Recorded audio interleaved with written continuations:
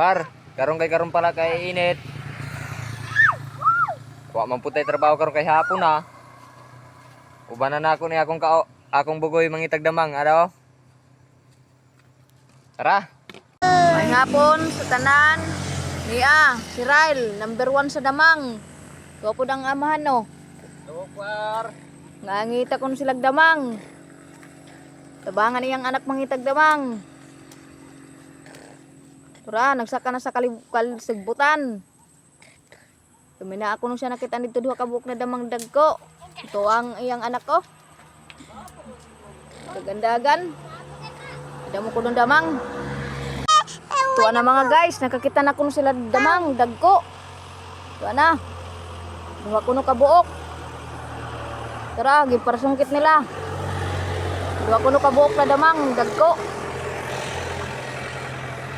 Ingat na yung anak, nakakita yung amahan og damang.